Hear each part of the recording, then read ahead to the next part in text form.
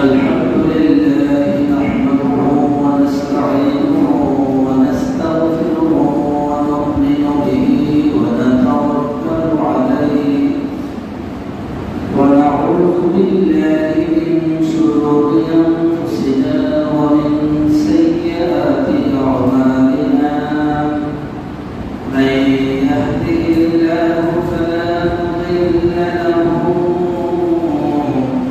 ومن يضلله فلا هادي له ونشهد أن لا إله إلا الله وحده لا شريك له أرسله بالحق بشيرا ونذيرا وداعيا إلى الله بإذنه وسراجا منيرا فقد قال الله تعالى في كلامه المجيد والفرقان الحميد أعوذ بالله من الشيطان الرجيم بسم الله الرحمن الرحيم إن الله يأمر بالعدل والإحسان وإيتاء ذي القربى وينهى عن الفحشاء والمنكر إن الله وملائكته يصلون على النبي يا أيها الذين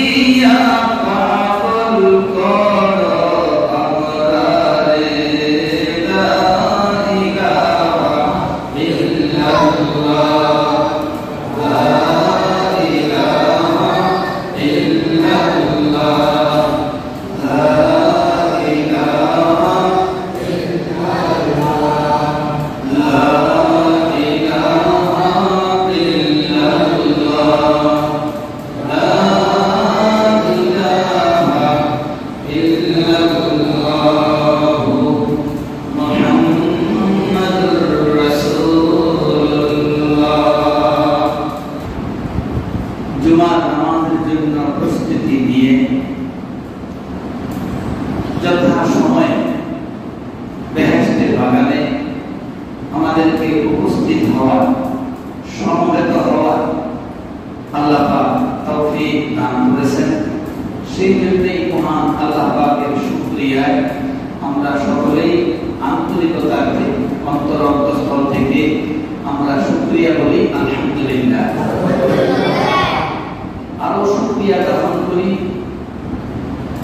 আল্লাহ প্যারা হাবিব মুহাম্মদুর রাসূলুল্লাহ সাল্লাল্লাহু আলাইহি ওয়াসাল্লাম, যিনাকে সৃষ্টি না করলে আল্লাহ পাকের আল্লাহই প্রকাশ ও বিকাশ হতো না। আল্লাহ পাক ছিলেন গুপ্ত খাজিনা। আল্লাহ পাকের ইচ্ছা হলো নিজেকে কি প্রকাশ ও বিকাশ করা, প্রকাশ ও বিকাশ করা। এই আল্লাহ পাকের প্রকাশ ও বিকাশের মধ্যস্থতাকারী হলেন মুহাম্মদুর রাসূলুল্লাহ সাল্লাল্লাহু আলাইহি ওয়াসাল্লাম। অর্থাৎ রাসূল কারীম সাল্লাল্লাহু আলাইহি ওয়াসাল্লামের মাধ্যমে আল্লাহ পাক কি হয়েছে, প্রকাশ ও বিকাশ হয়েছে। আল্লাহ যে এক, অদ্বিতীয়, আমি আপনি আমরা কি রূপে কিভাবে জানলাম বলেন? আমাদের কাছে তো আল্লাহ পাক স্বয়ং করে দেয় না, বলছি না। আমাদের এই আল্লাহ পাকের এই পরিচয়ের জন্য আল্লাহ পাক কোরআনে কারীম কি নাযিল করেছেন। এই কোরআনে কারীম নাযিল করেছেন আল্লাহর প্যারা হাবিব মুহাম্মদুর রাসূলুল্লাহ সাল্লাল্লাহু আলাইহি ওয়াসাল্লাম এর উপর। আমরা আরো স্পষ্ট করে বুঝবো। আমরা তো এই সূরাটা জানি না, এমন খুব কমে আছে। সূরা ইখলাস, কুল হুয়াল্লাহ, কি বলে এই সূরা জানি না এমন কোনো ব্যক্তি আছে? কথা বলে না, তারা কথা আমরা বুঝতেছি কিনা? কথাগুলো কোনো বুঝতে অসুবিধা হয় কিনা? তাহলে সূরা ইখলাস, কুল হুয়াল্লাহ সূরা পারে না এমন কোন পুরুষ মহিলা আছে কি? কথা বলেন না। পারে কি পারি না? আমরা সবাই পারি। বিসমিল্লাহির রহমানির রহিম। কুল হুয়াল্লাহু আহাদ। সুবহানাল্লাহ। আল্লাহ বলছেন সূরা না, কোরআন আয়াত না। আল্লাহ বলছেন কুল। কুল মানে কি? বলুন, আপনি বলেন। তাহলে কারে বলছে? বলেন আল্লাহ হাবিবকে। আল্লাহ হাবিবকে কি বলছেন? আল্লাহ কি বলতেছেন? কুল হাবিব, আপনি বলেন। সুবহানাল্লাহ। আল্লাহ কি বলছেন? সরাসরি কথা বলেন। আল্লাহ তো সরাসরি বলেন, বলছে আল্লাহ মধ্যস্থতাকারী কারে বানাইছেন? মুহাম্মদুর রাসূলুল্লাহ সাল্লাল্লাহু আলাইহি ওয়াসাল্লামকে। হাবিব, আপনি বলে দেন আমি আল্লাহ যে এক, আমি আল্লাহ এক, এটা আপনি বলেন। সুবহানাল্লাহ। কুল, আপনি বলুন হুয়াল্লাহু আহাদ। বলুন আমি আল্লাহ এক, অদ্বিতীয়। আপনি বলেন, আপনি কি করেন? আপনি বলেন আমি আল্লাহ এক ও অদ্বিতীয়। তাহলে আল্লাহ যে এক, অদ্বিতীয়, আমরা কার মাধ্যমে জানছি? বলেন সুবহানাল্লাহ। বলেন না সুবহানাল্লাহ। কার মাধ্যমে জানছি? আল্লাহ হাবিব মুহাম্মদুর রাসূলুল্লাহ সাল্লাল্লাহু আলাইহি ওয়াসাল্লামের মাধ্যমে। তাহলে আল্লাহ পাকের সাথে সম্পর্কটা, আল্লাহ পাকের সাথে বান্দার সম্পর্কে, বান্দা আল্লাহ পাকের সাথে সম্পর্ক করবেন, মধ্যস্থতাকারী রাখবে কি রাখবে না? বলেন তো, কথা বলেন না। আপনারা কথা বুঝতেছেন কিনা? তাহলে এই মধ্যস্থতাকারীকে মুহাম্মদুর রাসূলুল্লাহ সাল্লাল্লাহু আলাইহি ওয়াসাল্লাম। এখন যদি আপনি যদি কোন আমি নামাজ পড়ব, আমি কোরআন তেলাওয়াত করব, আমি ইবাদত করতে গিয়ে সরাসরি কানেকশন করি, বলা সম্ভব হবে? কথা বলেন না। কসমিক কালেও নয়, কসমিক কালেও কখনো নয়।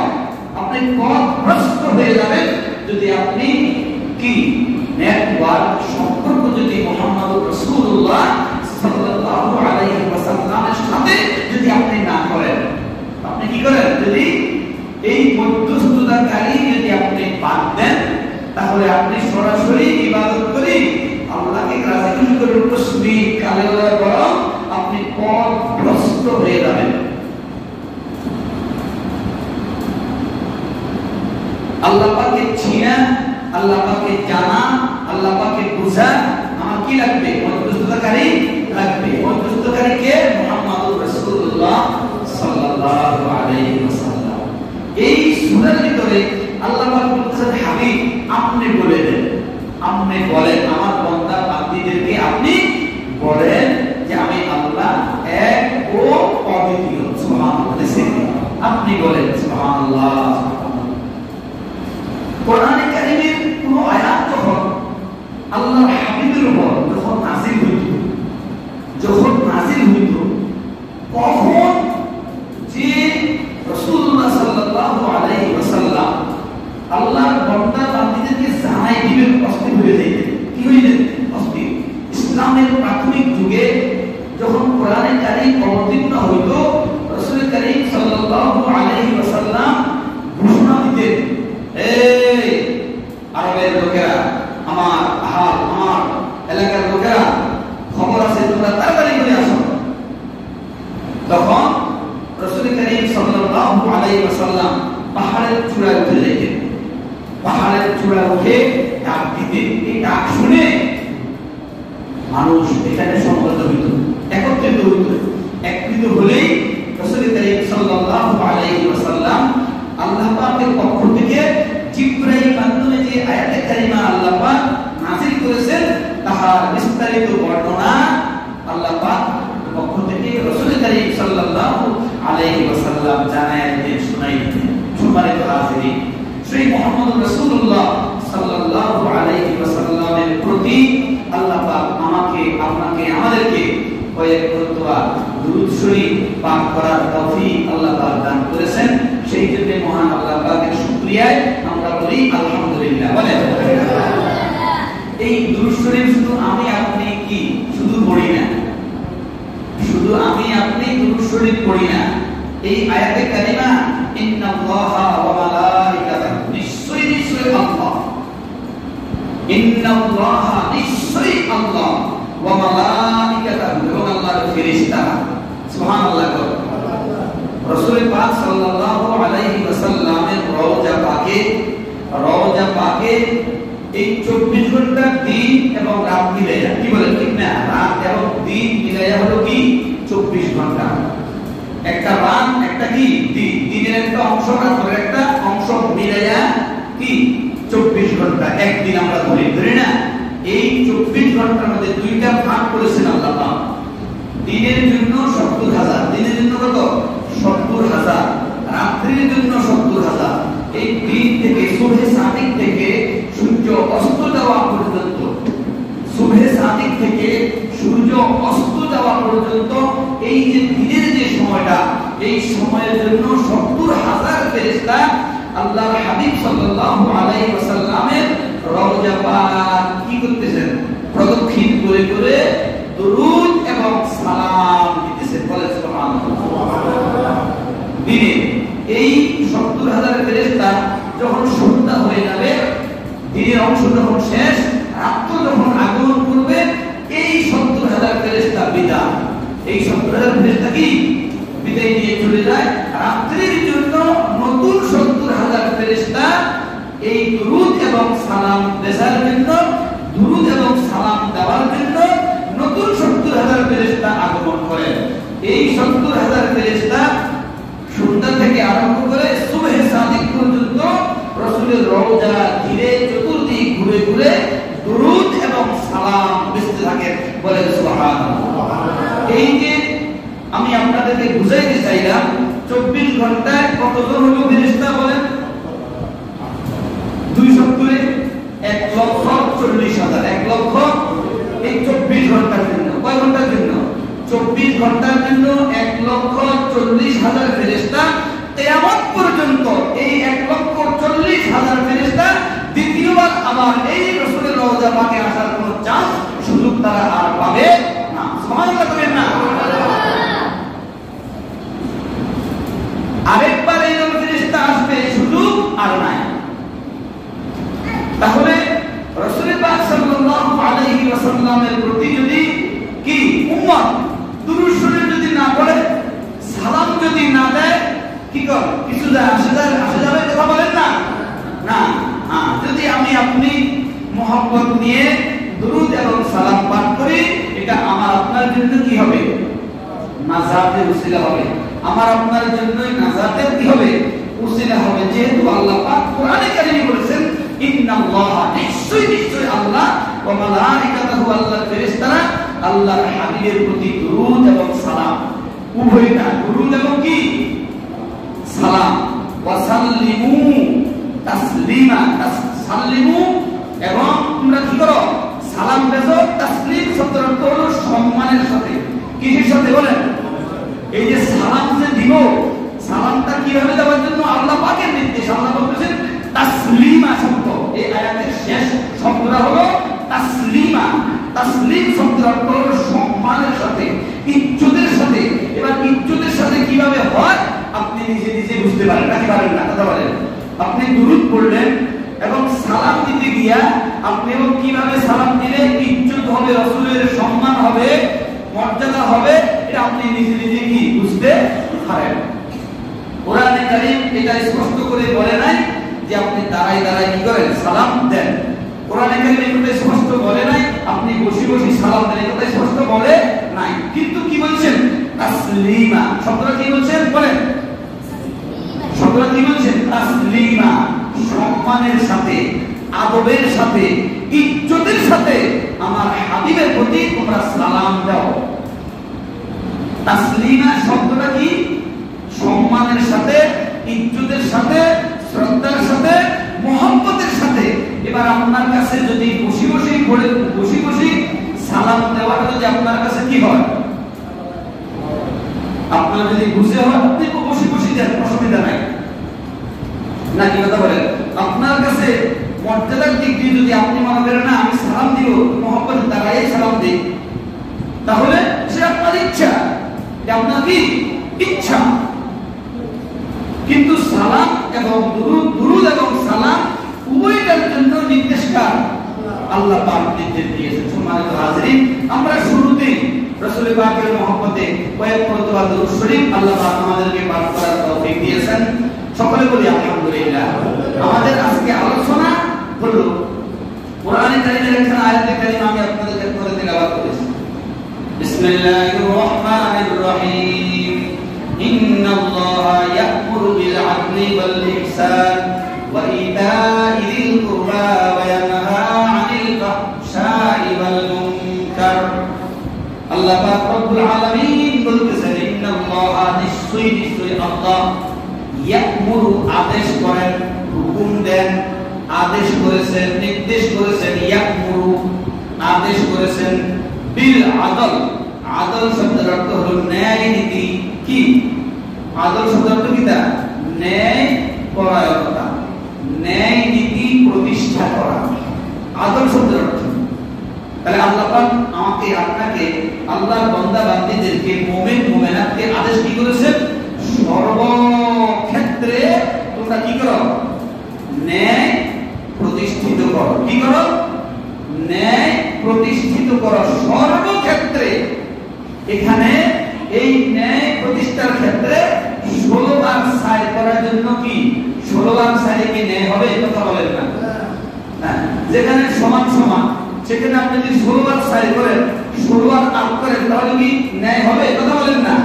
আল্লাহ বলেছেন ইয়া'মুরু আদেশ করেছেন, হুকুম দিয়েছেন, বিল আদল ন্যায় প্রতিষ্ঠা করা সমান। কি নাকি? কথা বলেন না। এই সমানের ক্ষেত্রে মনে করেন একটা পরিবার, এই পরিবারে বাপের সন্তান 3 জন ছেলে 1 জন মেয়ে, 3 জন ছেলে 2 জন, মনে করেন 2 জন মেয়ে। এখন এখানে ছেলে এবং মেয়ের ক্ষেত্রে বাপের প্রতি এই আদেশ আসে কি না আসে না বলেন? যেহেতু আল্লাহ বলতেছেন কি ইয়া'মুরু আদেশ করেছেন বিল আদল ন্যায় নীতি প্রতিষ্ঠা করা, তাহলে এখানে এই পিতা মাতার প্রতি এখন ন্যায় প্রতিষ্ঠা কি আছে কি? হুকুম আছে কি না? কথা বলেন না। আছে। এখন এই ক্ষেত্রে যদি এই ন্যায় প্রতিষ্ঠার ক্ষেত্রে ফিতা কোন প্রকার কি করে 16 বার সাইড করে, তাহলে কি ন্যায় প্রতিষ্ঠা ফিতা করতে হবে? কথা বলেন না। আল্লাহ পাক বলেছেন ইয়ামুরু বিল আদলি ওয়াল ইহসান ওয়া ইতাই যিল কুরবা ওয়া ইয়ানহা আনিল ফাহশাই ওয়াল মুনকার। আল্লাহ পাক রব্বুল আলামিন বলেন ইন্নাল্লাহা নিশ্চয় আল্লাহ আদেশ করেন তোমরা ন্যায় নীতি প্রতিষ্ঠা করো। তোমরা কি করো? ন্যায় নীতি প্রতিষ্ঠা করো। ওয়াল ইহসান এবং সদাচরণ করো। কি করো? সদাচরণ, সৎ ব্যবহার, উত্তম ব্যবহার। পিতা তার ছেলে মেয়ের সাথে, মা তার ছেলে মেয়ের সাথে, বড় ভাই ছোট ভাইদের সাথে, প্রতিবেশীর সাথে, সর্বক্ষেত্রে তুমি যেখানে যাও, যেখানে তুমি চলো, সেখানে গিয়ে তুমি সৎ ব্যবহার, সদাচরণ। ওয়াল ইহসান কি? ওয়াল ইহসানের ব্যাখ্যায় মুফাসসিরিনে কিরাম বলেন ইহসান বলতে সদাচরণ, সৎ ব্যবহার, ভালো ব্যবহার, উত্তম ব্যবহার। তুমি তোমার সর্বক্ষেত্রেই তুমি কি করো? চালাও। নির্দেশ কার? ইনসাফ প্রতিষ্ঠিত করো, ন্যায় প্রতিষ্ঠিত করো এবং কি করো? সদাচরণ, ভালো ব্যবহার তোমরা করো। এরপরে কি বললেন আল্লাহ পাক রব্বুল আলামিন? ওয়া ইতাই যিল কুরবা। 3 নম্বর আদেশটা হলো, খেয়াল করেন, ওয়া ইতাই, তোমরা দান খয়রাত করো, দান খয়রাত করো। 3 নম্বর আদেশ এই আয়াতের ভিতরে। ওয়া ইতাই যিল কুরবা, কুরবা মানে নিকটস্থ, নিকটস্থ আত্মীয় স্বজন যারা আছেন, রক্তের সম্পর্কের এবং নিকটস্থ আত্মীয় স্বজন যারা আছেন, তাদের কাছে তোমরা তোমাদের দান খয়রাতটা পৌঁছায়া দাও। সুবহানাল্লাহ। তাহলে আমার আপনার এই দানটা সর্বপ্রথম কে পাওয়া? কথা বলেন না, কথা বুঝেন না? আত্মীয় স্বজন। ওয়া ইতাই যিল কুরবা, কুরবা মানে নিকটস্থ আত্মীয় স্বজন যারা, তারাই আমার আপনার দানের প্রথম অধিকারী, প্রথম হকদার। প্রথম কি?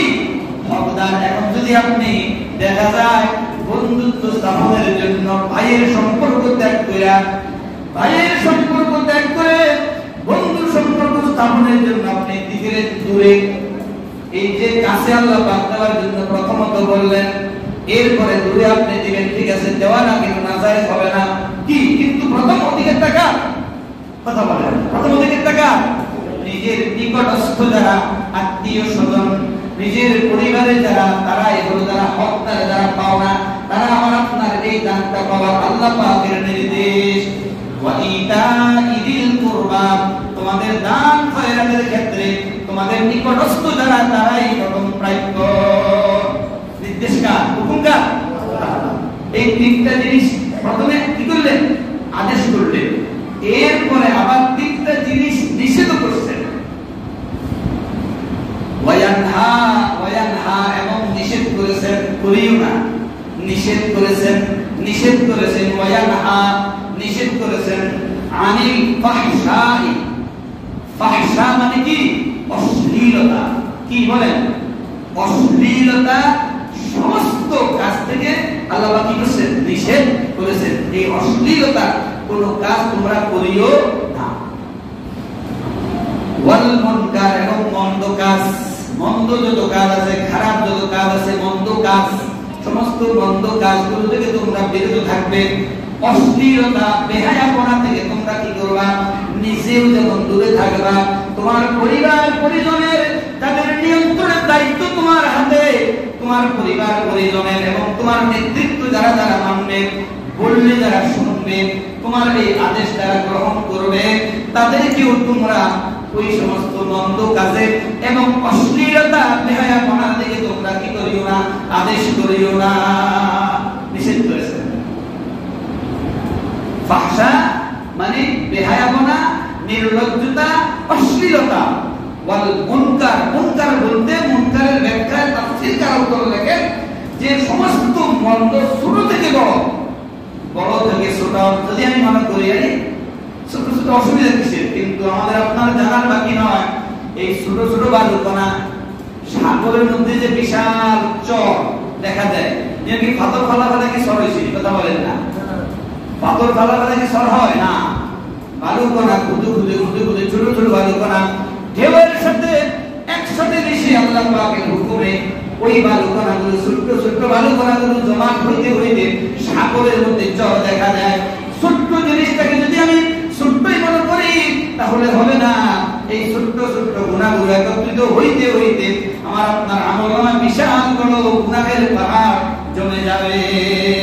ওয়াল মুনকার দ্বারা আল্লাহ পাক রব্বুল আলামিন বলেছেন ওয়াল মুনকার বলতে তোমরা মন্দ যত কাজ আছে, যে কাজ, যে কথা, যে আচরণে আল্লাহ পাক অসন্তুষ্ট হয়, সমস্ত মন্দ কাজগুলো থেকে তোমরা বিরত থাকবে। এরপরে আল্লাহ পাক রব্বুল আলামিন বলেন এরপরে 3 নম্বর নিষেধ কাজটা হলো তোমরা সীমা লঙ্ঘন হইতে তোমরা দূরে থাকবা। সীমা লঙ্ঘনের কোন কাজ তোমরা কি করবা না। সীমা লঙ্ঘন বলতে বলেন ওয়াল বাগি, শব্দ ওয়াল বাগি, ওয়াল বাগি মানে সীমা লঙ্ঘন। সীমা লঙ্ঘন তোমরা করিও না। যেমন মনে করেন যদি আমার আপনার বকরিগুলা আমাদের এখানে পাশে কি বর্ডার আছে কি নাই, সীমান্ত বর্ডার আছে কি নাই, এখন যদি আপনি মনে করেন যে সীমানার কাছে ঘাস গাছারে কষে কষে ঘাস আর সীমানার পার্শ্ববর্তী রাষ্ট্র থেকে ঘোষণা করছে খবরদার আমার সীমানার ধারের কাছেও যেন কি তোমাদের না আসে। এখন আপনি মনে করলেন আপনার গরু বাছুর ছাগলগুলো নিয়ে যদি আপনার সীমানার শেষ প্রান্তে যদি আপনি কি করেন নিয়ে ছাইরা দেন, বলেন তো দেখি তাহলে সীমানা ক্রস করার সম্ভাবনা আছে কি নাই, বলেন আছে কি নাই। সীমানার কাছে যদি আপনি নিয়ে ছাইরা দেন তাহলে সেখানে সীমা অতিক্রম করার সম্ভাবনা আছে কি নাই, বলেন আছে। অতএব আল্লাহ পাক রব্বুল আলামিন বলেন ওয়াল বাগি, তোমরা সীমানা অতিক্রম করিও না। সীমানা যেখানে বর্ডার সেই বর্ডারের ধারে কাছেও তোমরা যাইও না। যদি বর্ডারের কাছে যাও তাহলে সীমা লঙ্ঘন করার বেশি দেরি লাগবে না, বেশি সময় লাগবে না বর্ডার ক্রস করার, ঠিক না। এজন্য সীমানার তোমরা সীমা লঙ্ঘন করিও। সীমা লঙ্ঘন মানে সীমানার কাছে গেলে লঙ্ঘন হওয়ার সম্ভাবনা কি, কথা বলেন থাকে কি থাকে না তাকে। অতএব আল্লাহ পাক রব্বুল আলামিন বলেন ওয়াল বাগি, তোমরা সীমা লঙ্ঘন করিও না। সীমা লঙ্ঘন হওয়ার মতো অবস্থানে তোমরা যেও না, সেটাকে আল্লাহর ভয়, ওই কাজটুকু আল্লাহর ভয় এটা অন্তরে রেখে তোমরা তাহা থেকে বিরত থাকবে। সুবহানাল্লাহ। ইয়াইযুকুম লাআল্লাকুম তাযাক্কারুন, ইয়াইযুকুম তোমাদেরকে আল্লাহ পাক কি করলেন, নসিহত করলেন। ইয়াইযুকুম তোমাদেরকে নসিহত করা হলো, তোমাদেরকে সাবধানতা অবলম্বন করা হলো, তোমাদেরকে বয়ান করা হলো তোমরা এই এই কাজগুলো করো এবং এই এই কাজগুলো করিও না। যদি করো তাহলে আল্লাহ পাকের নাফরমানির মধ্যে অন্তর্ভুক্ত তোমরা হয়ে যাবে। লাআল্লাকুম তাযাক্কারুন, যাতে করে তোমরা শিক্ষা গ্রহণ করতে পারো। এই আয়াতে কারিমায় আল্লাহ পাক রব্বুল আলামিন বলতেছেন তোমরা এই কাজগুলো করো এবং এই কাজগুলো করিও না। সাথে সাথে রাসূলুল্লাহ সাল্লাল্লাহু আলাইহি ওয়াসাল্লাম থেকে হাদিস হযরত আবী হুরায়রা রাদিয়াল্লাহু তাআলা قال قال رسول الله صلى الله عليه وسلم يقول الله تعالى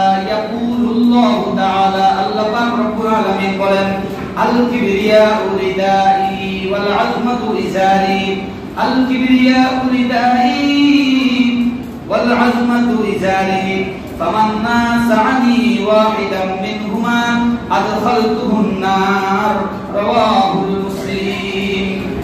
হযরত রাসূল পাক সাল্লাল্লাহু আলাইহি ওয়াসাল্লাম এই হাদিসের মাধ্যমে বিশ্ববাসীকে উম্মতদেরকে আল্লাহ পাক আল্লাহর হাবিব জানায়া দিচ্ছেন আল্লাহ পাকের নির্দেশ। ইয়াকুলুল্লাহ, আল্লাহ পাক বলতেছেন আল কিবরিয়াউ রিদাই, আল্লাহ পাক রব্বুল আলামিন বলতেছেন, আল্লাহ পাক রব্বুল আলামিন বলতেছেন আত্মগরিমা হলো আমার চাদর। আত্মগরিমা, আত্মগরিমা হলো কি, আল্লাহ পাকের কি চাদর, আল্লাহ পাকের চাদর। আল কিবরিয়াউ রিদাই ওয়াল আযমাতু ইজারি, এরপরে হলো আর মহত্ব এবং গৌরব। মহত্ব এবং গৌরব হলো আমার তহবত। আমার তহবত কি, রাসূলুল্লাহ সাল্লাল্লাহু আলাইহি ওয়াসাল্লাম বলতেছেন আত্মগরিমা, বড়ামি, অহংকার, এটা সদার্থকতা, এটা হলো আল্লাহ পাকের কি চাদর। আর মহত্ব, এটা হলো আল্লাহ পাকের তহবত। অতএব এই দুইটা হলো আল্লাহ পাকের ভূষণ। মানে এই যে আত্মগরিমা করাটা আল্লাহ পাকের জন্য কি শোভনীয়? কার জন্য? আল্লাহ পাকের জন্যই কি শোভনীয়, আর কোন সৃষ্টির জন্য কি শোভনীয় নয়, শোভনীয় নয়। আল্লাহ পাক রব্বুল আলামিন বলতেছেন, এই আত্মগরিমা অহংকার করা আমি আল্লাহর খাটবে, আর কারো জন্য নয়, কারণ সমস্ত হলো আমার সৃষ্টি। আমার কি সৃষ্টি, আর আমি হলাম কে? স্রষ্টা। মানে কি স্রষ্টা, অতএব স্রষ্টা যিনি, রব যিনি, তিনার জন্যই হলো এটা। এই চাদর বলতে যেটা বুঝাইছেন আত্মগরিমা অহংকার আল্লাহ পাক কি করতে পারেন? দেখাইতে পারেন, করতে পারেন, যেহেতু তিনি শাহ। তিনি কি অমুখাপেক্ষী, তিনি কাহার মুখাপেক্ষী নন। কিন্তু সমস্ত সৃষ্টি আল্লাহ পাকের মুখাপেক্ষী। আল্লাহ পাকের কি মুখাপেক্ষী। হাদিসের ভিতরে রাসূল করিম সাল্লাল্লাহু আলাইহি ওয়াসাল্লাম বলতেছেন, আত্মগরিমা হলো আমার চাদর, আর মহত্ব গৌরব হলো আমার তহবত। লুঙ্গি, এই উভয় গুণ আমার ভূষণ। এই উভয়টা গুণ হলো আল্লাহ পাকের কি ভূষণ। অতএব এই দুই ভূষণে যেন কেউ টানাটানি না করে, নিজেকে যেন ভূষিত না করে, নিজেকে যেন কি এই দুইটা ভূষণে কোন সৃষ্টি, কোন বন্ধা বান্দি যেন কি নিজের মধ্যে এই দুইটা ভূষণ যেন ফিট না করে, যেন নিজের ভিতরে না ঢুকায়। সোজাসুজি কথা যেন, কারণ এই দুইটা আল্লাহ পাকের জন্য শোভনীয়। যদি কেউ আমার এই ভূষণ নিয়ে টানাটানি করে, আমার এই ভূষণ নিয়ে যদি নিজের মধ্যে যদি কেউ ফিট করে, হাদিসের শেষ অংশে রাসূল করিম সাল্লাল্লাহু আলাইহি ওয়াসাল্লাম বলেছেন, ফামান নাযানি ওয়াহিদাম মিনহুমা আদখালতুহুন নার। আমি এই ভূষণ যারা অধিকারী হবেন তাদেরকে আমি জাহান্নামের আগুনে নিক্ষেপ করে দেব। আউযুবিল্লাহি মিন যালিক। যদি এই ভূষণ নিয়ে কেউ টানাহিস্তা করে, তাহলে আমি তাকে কি করব? ফামান নাযানি, আমি তাকে নিয়ে জাহান্নামের আগুনে তাকে নিক্ষেপ করে দিব। আউযুবিল্লাহি মিন যালিক। তাহলে এই অহংকার, এটা হলো আমাদের আত্মিক ব্যাধি। আমাদের কি আত্মিক ব্যাধি, মানে আত্মার রোগ। এই অহংকার, মহত্ব, বড়ামি, গৌরব, কি বলেন? দুই চার পয়সা হইলে কি কর? দুই চার পয়সা যখন হয় কি বলেন? চোখে মানুষ দেখেনি, কথা বলেন না, না দেখা যায় না। যদি কোন রকম বংশ গৌরব যদি একটু বড় হয়, বংশ মনে করেন যদি আত্মীয় বেশি হয়, কি বলেন? কথা বলতে কি করে না, পেলে না, কি করে? মুখ দিয়ে সিধাই হিরাই কি করে? মুখ দিয়ে যাহা আসে তাহাই কি করে বলে ফেলে। আল্লাহ কয় না, এটা তুমি মহত্ব গৌরব তুমি দেখাইও না। তুমি আমার সৃষ্টি, তুমি আমার কি সৃষ্টি, আমাদের মধ্যে সৃষ্টি করছি, এত বড় তোমার জন্য শোভনীয় নয়। তুমি এটাতে যাইও না, বরং এটাতে গেলে তুমি কি হয়ে যাবে? ধ্বংস হয়ে যাবে। যদি তওবা না করো, তুমি ধ্বংস হয়ে যাবে। এরকম বহু বিগত নমরুদ তো সারা সৃষ্টি জগতে বাসায়িত হচ্ছেন, নাকি করেন? কথা বলেন। কিন্তু শেষ পরিণতিটা কি হয়েছে বলেন? শেষ পরিণতি নমরুদের কেমন হয়েছে জানেন? আমি জানি নমরুদের পরিণতি ধ্বংস কেমন হয়েছে? মশা দিয়া। কি দিয়া? মশা দিয়ে। একটা মশা, আল্লাহর সৃষ্টি, একটা মশা দিয়া এত বড় কত সামসা হে কি নিজের খোদা দাবি করছে। তাহলে এমন একটা খোদারে আল্লাহ কি ধরাশায়ী করছেন, কি করেন না? কথা বলেন না, করছে। অতএব আল্লাহ পাক এরকম নজির আছে।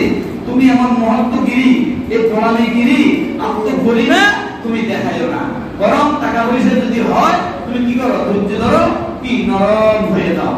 তুমি এটা নিয়ে বাহাদুরি করিও না, কারণ বাহাদুরি করলে আমি আল্লাহ টেনে হিসতে তাহা জাহান্নামে নিক্ষেপ করে ফেলব। রাসূল করিম সাল্লাল্লাহু আলাইহি ওয়াসাল্লাম বলেন, এই যে তোমরা আল্লাহ পাকের চাদর নিয়ে, আল্লাহ পাকের তহবত নিয়ে তোমরা টানাটানি করিও না। এটা হলো আল্লাহ পাকের ভূষণ, আল্লাহ পাকের চাদর। আল্লাহ পাকের জন্য তাহা কি হয়? মানায়। রাসূল করিম সাল্লাল্লাহু আলাইহি ওয়াসাল্লাম কে আল্লাহ পাক সৃষ্টির শুরু থেকে শেষ পর্যন্ত, সমস্ত ইলম আল্লাহ পাক আল্লাহর হাবিবকে দান করে দিয়েছেন। সমস্ত বিষয় ইলম আল্লাহর হাবিবকে জানাইছেন, দিয়ে দিয়েছেন, বলে দিয়েছেন। তথাপিও আল্লাহর হাবিব মুহাম্মদুর রাসূলুল্লাহ সাল্লাল্লাহু আলাইহি ওয়াসাল্লাম গভীর রজনীতে উঠে আল্লাহ পাকের দরবারে কাঁদতেন। সুবহানাল্লাহ। রব্বি জিদনি ইলমা। সুবহানাল্লাহ। রব্বি, হে আমার রব, জিদনি ইলমা, আমার ইলম আল্লাহ আপনি বৃদ্ধি করিয়া দেন। সুবহানাল্লাহ। গভীর রাতে উঠা আল্লাহ পাকের কাছে কি করতেন? কাঁদতেন, আল্লাহ আপনি আমাকে দান করেন। সুবহানাল্লাহ। দেখছেন, রাসূল সাল্লাল্লাহু আলাইহি ওয়াসাল্লাম আমার আপনার সকলের জন্য কি আদর্শ, সকলের জন্য কি আদর্শ হবে। আমাদের ভিতরটা যেই যেই কাজ দ্বারা কি হয়? কলুষিত হয়। যেই আমাদের অন্তরটা যেই যেই কাজ দ্বারা কলুষিত হয়, ময়লা হয়, যেগুলির দ্বারা ঈমান আমল আমার আপনার নষ্ট হবে, ওই সমস্ত গর্হিত কাজ থেকে আল্লাহ পাক রব্বুল আলামিন যেন আমাকে, আমাদের সকলকে বিরত থাকা।